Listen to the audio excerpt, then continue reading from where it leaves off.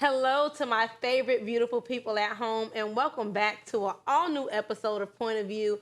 We are at the start of a brand new week, so give God thanks, first of all. Willie is back to join us. I guess we got to thank God for that too, huh? Hey, Willie. Thank you, God. Thank you. Listen, Shedeur Sanders was finally drafted into the NFL, but it's this viral prank call that has everybody talking. Plus, a new poll reveals that Donald Trump now holds both the first and the second lowest 100-day approval rating since 1945. I know I ain't surprised. Are you guys? But later in Girlfriend's Guide, we're getting into it, and we also have Mind, Body, and Soul. So stay tuned. Pull up a seat. You're watching POV.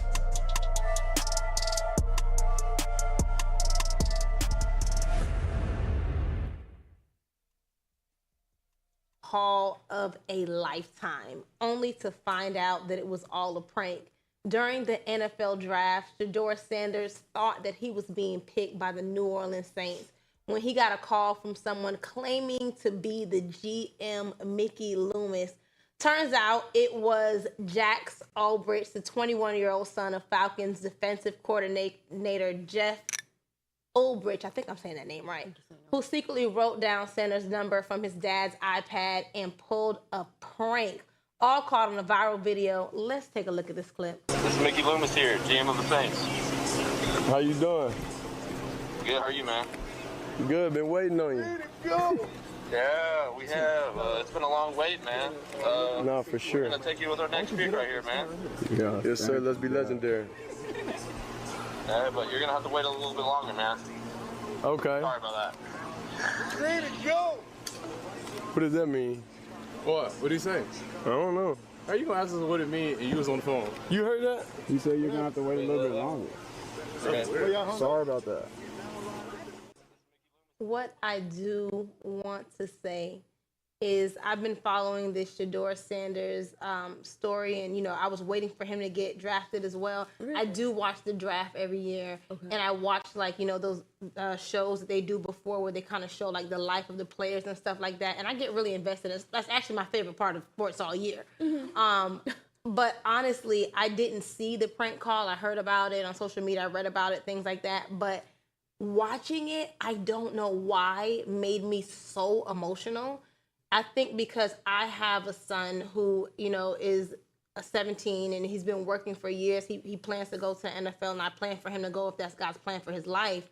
But just to think of the emotions in that moment when you really think that this is a call that you worked your whole life so far waiting for, and somebody's playing around. I mean, that's disgusting. Yeah. I wouldn't be happy with that at all. That would, and then to hear him say, well, you'll just have to wait a little longer. I can understand where he's like, what? Yeah. Because you just really don't expect that. That's a shot to the heart for sure. I think that not only does he need to be held accountable, the young man, but his father needs to do something with confidentiality, because there's no way that his son should have been able to get into his iPad and access, these individual stuff and make it into a joke. These are people's livelihoods. These are families that have gathered around. This is invested time and energy.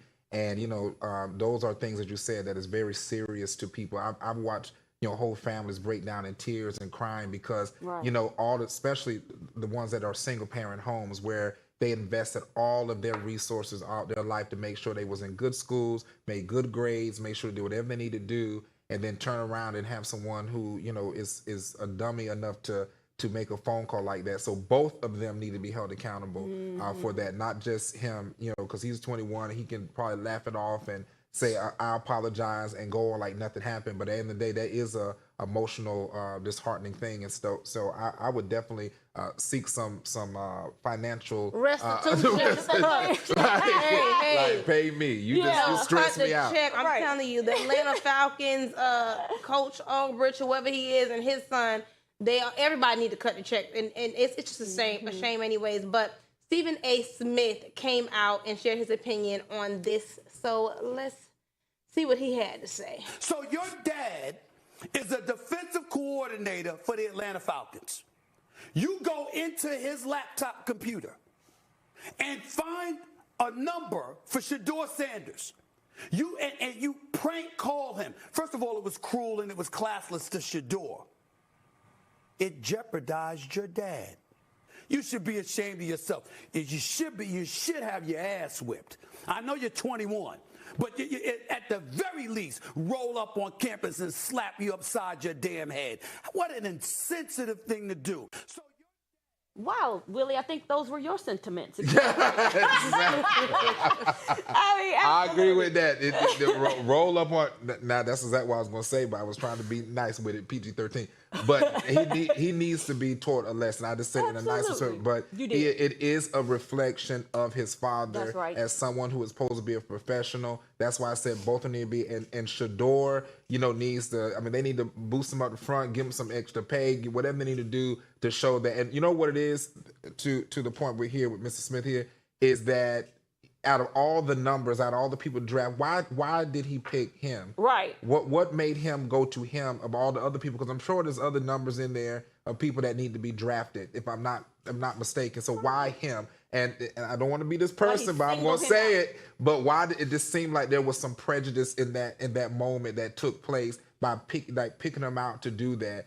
Is there jealousy? Is it I'm not the one that's chosen? Is it whatever? So I feel like because he's Deion Sanders' son? Right. What is? Or is it even a little further than that? Oh. Could it be because there is something going on in the NFL that there's a whole ploy to have him drafted in the 5th round? Maybe this is some form of buck breaking or something. Right. That the son could have been privy to a conversation, and so that's how he could have picked Shedeur out, on top of everything that's going on, and there's a big fuss around him not having getting drafted yet. So we don't know what's going on in this situation. I'm sure it's gonna unravel, as time progresses either way. But Shedeur is very graceful, and very proud as well. So I'm interested to see what's going to take place in Bay, but you're going to have to cut that check if it was me, honey. Well, congratulations, Shedeur, for finally being picked. Shedeur. Yeah, go and show them why they should have picked you first. But in other news, things are not looking that good for Donald Trump. At the 100-day mark of his second term, he's clocked the lowest approval rating in 80 years, coming in at just 39%, and then even lower than his rocky start in 2017. Despite promising to fix the economy and ease everyday costs, I want y'all to know that I paid $4.89 for a gallon of gas coming to work today, okay? I wanted to fill up, but I said not for $4.89. I won't be, okay? Americans are feeling like we are headed straight for a recession. I am one of them. And some are even publicly regretting voting for him. Where y'all at with it? Well, first we'd like to state this. We're not headed to a recession. It's already here. You're right. It's already here. Yet. We're claiming my time. Y'all better not listen to me. Listen, what we're seeing here, of course, all these polls and things that they do, you always have to ask, and if anyone understands polls, you would recognize that these polls are probably a group of individuals, most likely in a biased state for President Donald Trump. Who paid for $4.89 to come to work? It's probably them. But, I mean, overall, it takes time to see change. We had a horrible last administration with cackling Kamala and also with Joe Biden. We have a president and a vice president that is taking this country back to the place where we can thrive and be the great America that we once were, where individuals was able to work and live and have a great quality of life. We could not do that under the former administration. So right now, what we're seeing is time that it needs to progress to get where we need to go. I think what we're seeing is definitely going into a recession. We're already in the recession. How? I mean, eggs are $10. Yeah. How? But how eggs do you? Eggs are $10 and people cannot afford butter and eggs. You got to get to the oil. It's a recession. You have the tariffs, I found eggs that was $1.89. So I don't know where y'all get eggs. Were they just dumb the stolen egg that went missing just a few? But this is what I'm gonna say.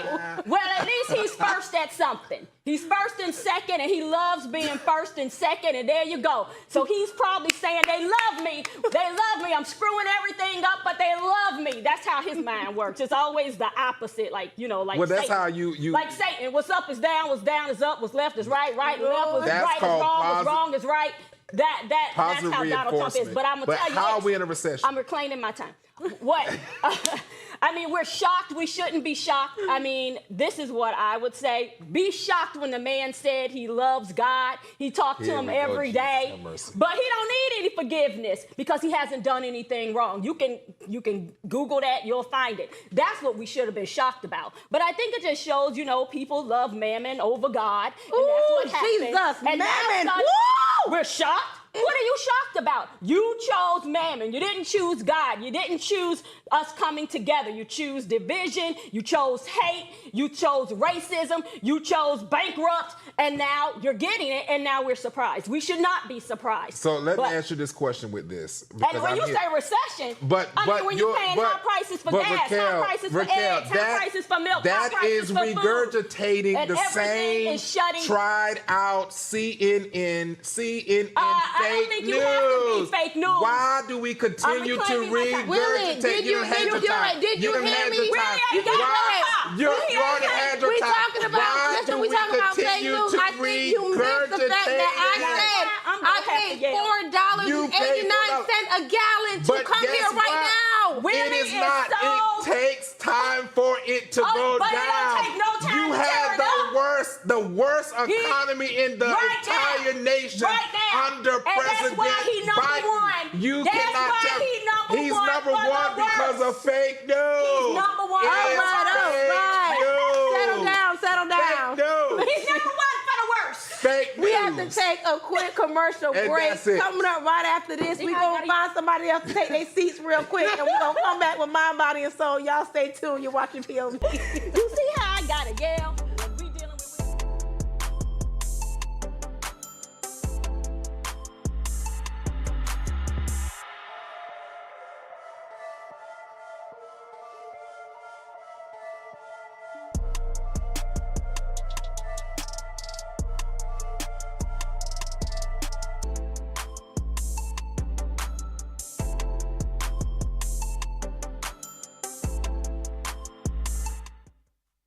Hello and welcome to our social media family. So look, we have this question. What is a lost art to you? What is a lost art to you? Okay. I'm going to say first, being able to speak without Willie talking over me. That's the first one. Go ahead. What? A lost art. Listen, this may be a little bit off topic, and it's not off topic, but what is a lost art to me is healthy bodies that are not negatively affected by this toxic ecosystem and food that we are eating. And I say that to say and pay my respects to an influencer that I've been following for years on social media. Her name is London Richie. That's her social media. She died on the 28th. No. Yep, she just passed on the 28th, and she had stage 4 breast cancer. And so she, traveled and spent hundreds of thousands of dollars, went all the way to India to get, some special treatment in hopes that she could save her life. And so while over there undergoing treatment, she just passed away. And so I did want to, speak about her a little bit because of just the times that we're living in right now. Illnesses, sickness, disease is so common. And yet, our government, the economy, the world takes no responsibility for what we are being exposed to, that our bodies are now having to fight off at alarming rates. And so I just wanted to pay my respect to her. I think being healthy is almost a lost art. Okay. So, y'all, the recession is going to be worldwide, just so you know. Anyway, don't look at me, Willie. We're going back, and we're going back to POV, right? That's where we're going. Point of view.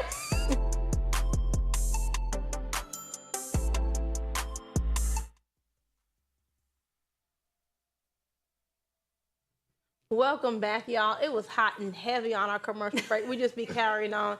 If you missed it, check us out on YouTube or wherever else, because y'all, that was a good commercial. Our commercials are always good, but this is the part of the show where we talk about all things love, life, relationships, and everything in between. Let's get into Girlfriend's Guide.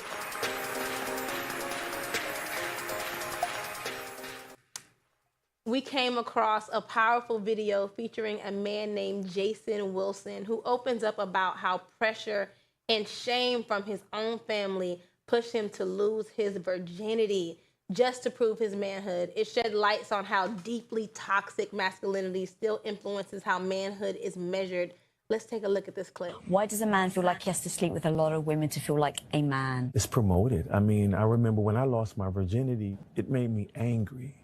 Because here it is, I'm like, well, wait a minute. I thought this was the way. I didn't know I had to just have sex with a woman that I don't care about for me to be validated as a man. But that's the culture. That's like the initiation into manhood.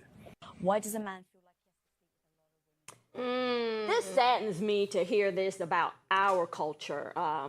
It probably is, you know, all the cultures, but specifically ours. I don't know. I just feel like we're so much better than that to just be in that mind frame. I feel like it's like not having value for yourself, that you could just go around and you're being taught not to have value for yourself, not to have value for what you're carrying. I mean, as a man, you're carrying life. I mean, it swims to the egg and boof, gives it life. And you're carrying something so special. And just to not even know that, not to feel that way about yourself, not to feel like you're worth something, but you're worth more, you know, to just spread your seed around, sleep with this one, sleep with that one. I mean, you're so much better than that. And I hate to see that happening in our community. I think that we have to really get back to promoting purity within our culture, because that has been lost, and it starts at home. Yeah. You know, he's an older gentleman, but if you look at this generation, it's almost like a contest of who can, you know, who can have the most girls first, who can, you know, how many bodies, as they say, how many bodies you done got. And I think we have to get back to promoting that it's okay to be a virgin, it's okay to wait, it's okay to know that when that person comes for you, it is for you, and not feel like you're in a contest to have to go out there and prove nothing to anybody. You know, you are who you are, you who God has created you to be, and wait. And we can tell I'll tell y'all the biblical reason why we need to wait in another time. But why is this like this is an honor to manhood? Like this means you're a man. I don't get it. And you said the bodies, racking up bodies. I mean, you sound like you ran through, ran over, ran around. I mean, honestly, who wants a man like that? Who? Nobody wants, no woman, I don't think, wants a man, like we said before in another show, ran through, ran around, ran. We just don't want that. Can we have somebody who's clean, who said, I want to wait. I want to share this special time with the person that I'm meant to be with. Well, that's culture. You got Cardi B and all them flopping and whopping all over the floor and all their vaginas all over the place. And so when you see that, you have the example that our young boys have is that they're out there with, you know, wops. Wait, and but why are you calling out the women, though? No. You listen, low key. I don't want to talk about the women. No, we never do. But we always talk about the men. And I'm not gonna yai, okay? I'm not gonna lie. I hear what you're saying, and I get it, and I'm not always trying to overly agree with Willie at all.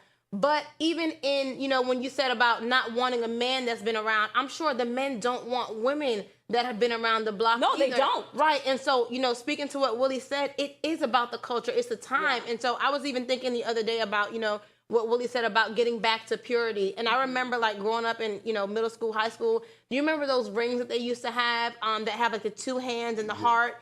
And that was like, you know, the symbol of purity that even a lot of churches, even though they didn't sell it, they were promoting for like the teens to get, to just be a reminder of what you need to hold on to, almost like a chastity ring or something. Yeah. And so I got this permanent Julie bracelet or whatever, and I didn't think about it before, but it's got a little cross on it. And so the other day I was thinking about maybe doing an event with my community, you know, where we allow the women or whoever comes, teen girls, to get, you know, a permanent bracelet like this that maybe has like some type of symbol of purity. Because even for me now being grown, checking it and having it on my wrist every day, it just renews every day the vow that I made with Christ, and reminds me, hey, tighten up. You know what I'm saying? Even some days when I'm out of line, the bracelet's starting to get tight. Well, I think also too, like we're not really taught Jesus. We're not really taught God. We're just kind of given like an overview, and we're not really in that space to have relationship with him. And I think if more young people or even our age are taught more to have that relationship with him, to know who he truly is, not who the world has made him up to be, but who he truly is, and follow that, I think we would feel more connected in a way that when we look at it, or what would Jesus do, or those kinds of things, it will mean more to us. Yeah, I agree. We just got to get back to it. It's simple as that. But again, as I said, that is equally that we have to have purity You're across the board. So I'm not trying to hound women. I love women, but I can tell you I work with men, and because I work with men, my standards for men and women are different in this regard. Sure. It's to train them up to respect and honor women, but it's for women to know that when I speak to men, young and older, that their feedback is this is what they're going through. And so I want women to know that there are good men that are on the seeking path, but they don't want to feel like, that they're always hounded, that they're not who they are, because they will become what we continue to tell them if we don't put life in them. So that's what I'm trying to get. Well, that's a good point. I mean, I just don't like when we talk about the women, because I don't want to say like the women are responsible, because, the man is supposed to be the head, but if no one's teaching him to be the head, how's he supposed to be it? But my issue is when we talk about the women, yes, I can't say they're not doing those things. And, I don't want to say it, but they are. No, for real. It's the truth, Markel. I get it. And I think sometimes when we live in this, world that we've created, we forget that there are people going rogue on the other side, Yeah. And so that's the time that we're living in. Hopefully, they come home to the Lord, but not literally, exactly, but spiritually. In relationship. Right. But it's time for our final segment. Let's move on to Mind, Body, and Soul.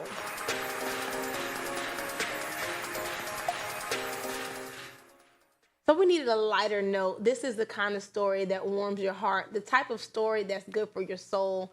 Over 100 Black fathers who had previously been absent in their children's lives just graduated from the Fire 100 program at Gentle Warriors Academy. The ceremony held at Morehouse School of Medicine was the biggest in the program's history and a true celebration of growth, redemption, and showing up. These men committed to turning their lives around, stepping into fatherhood with purpose, love, and accountability, and we just love to see it. So we're sending some love and congratulations to them. Woo! Yes, Black fathers! Yes, let's talk a little bit about it. As I said, there you go. You said it. Thank you. This is the example that that's 100, and you look at it and you do, every person is attached to at least 10 to 12 people. So you're looking at 100 Black men that are at least attached to 10 or 12 other Black men. Ooh. And so what we're doing is we're impacting, we're talking about generational wealth, we're talking about legacies, and we have to promote this. It's all about the mindset, because there's so much happening in today's society where, just what we just saw with, forgot his name that quick, but with the prank. So we got all that, you got stuff like that, like Black men are trying to come up. But it's so many pressures in today's world where it seems like, are we ever going to make it up? And so to see this, that's the beginning. And we have to continue to spread. It doesn't matter who's in office, who's not in office, where you live. Right. At the end of the day, we have to support our community. Yes. Because there was a time where all we had was our community. The dollar circulated so quick. We never had to go to the other side of the town. We bought in our community. We had sheriffs that were Black. We had police chiefs that were Black. We built everything up in this country, and we can do it again. And it starts with stuff like this. Do you think we can do it again? We can. I do. And hopefully really do. No one will come and burn it and tear it down. That was the Democrats. But I do. No, I'm just saying. Democrat don't have no color to me. It don't. But I'm saying that so we can be. I know that's right. I know that's right. Special color that seems to do it all the time. Say it for the ones in the back. But all I'm saying is I do, Natalia, I do believe we can build it again. That is my mission. That's why I always talk about the Frederick Douglass thing, because if you actually study Frederick Douglass, outside of him being a Republican of his time, he was all about literacy. He was about education. He was about women's rights. He was about everything that mattered to what we need to be. So I feel like sometimes we got to go back and look at these forefathers and say, what is it that they did? They were protectors of that time. And I feel like sometimes we do got to go back and look at that. We don't have to fast forward so quick and take hold of, we don't have to, let everything be about, gentrification and, and separation and division. We need to restore the nuclear family. We need my question is getting the Black man back in the household, and where families can build something together. I think that would be such a beautiful thing, such a beautiful community. I agree. Have that everywhere. But what I wonder is when there was so much attention and resources putting into making sure that that was torn down, yes. you know, how do we have confidence in building it, you know, back up to know that, like, you know, even thinking about the leaders of the past and what they stood for and what powered them, you know, they was killed. I thought about this the other night, and I thought about that we had our own military, but that's not an option. Well, real fast, reinvestment funds. So what you do is you have a pool of individuals, black community, and all you do is have people that put in $100 here, $50 here, $20, and all you do is you save that money out, and then you start putting it in places in your community, and you just keep building. You to protect from the sky, right? Because you know places got bombed right here in America and stuff like that. Look, listen, before Raquel go too far, that's a wrap for today's show. Okay, here's a quote for the day. Woo! From Chadwick Boseman. You can be the lead in your own life. So thank you guys for spending tonight with us. We'll see you next time on AfroTV. Point of View. Good night.